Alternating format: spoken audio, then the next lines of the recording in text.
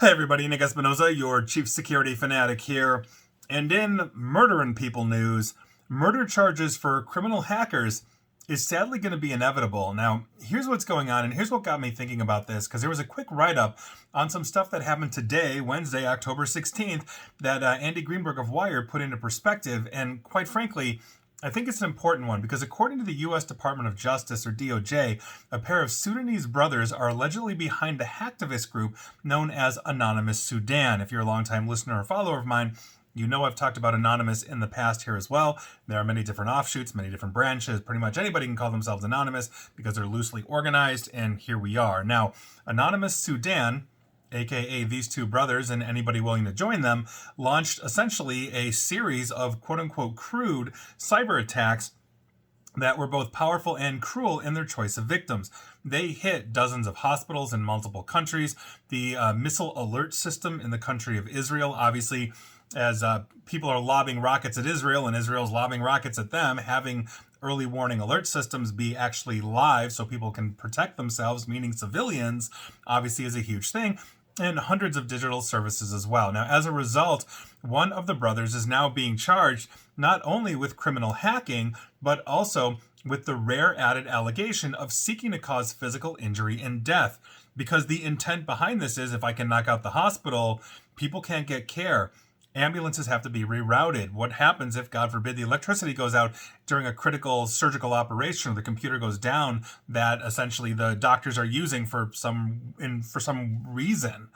So this obviously would be tantamount to murder in that sense. Now, again, today on Wednesday, October 16th, the DOJ unsealed charges against brothers Ahmed and Allah, and that's not the traditional Allah spelling as in God, A-L-A-A, Omer.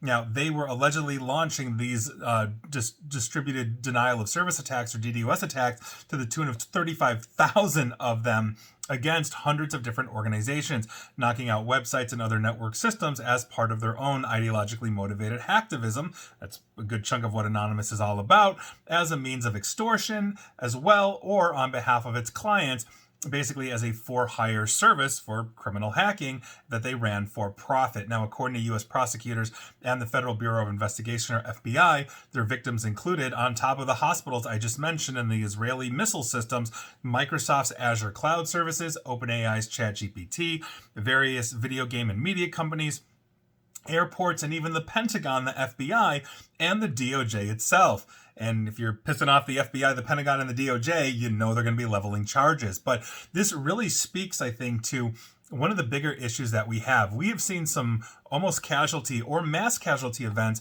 as a result of cyber attacks. Oldsmar, Florida, basically had a cyber attack which started introducing lye into the water system of Oldsmar, Florida, population 15,000. That could have been a mass casualty event. We've seen hospitals ransomed out where ambulances have had to divert themselves in the past, and those patients in those ambulances could have very possibly died. And I believe in one case in Alabama or New York, one of them did. So this is something that is going to be more prevalent in the future as we are all interconnected, and the engine of the economy, the engine of business, whether it's healthcare or something else, runs on technology. You disrupt or knock out that technology, critical services will fail, and people can be injured or killed. And so this is essentially the new reality. And as we become even more and more connected and hardened, hopefully hardened against all of these kinds of things, we're going to see more of this happen. And so unfortunately, that's life. And unfortunately, that's life on the internet. So it sucks, but this is all the more reason to maintain good vigilance, good cyber defense. And if you're running a hospital, make sure you're as vigilant as humanly possible with a lot of redundancy in place, because when your technology goes out, people die. And please like, share, follow me here on Facebook and Twitter at NickAESP. And please feel free to subscribe to me at YouTube as well. And as always, stay safe, stay online, and please, don't stay private. Thanks, everybody.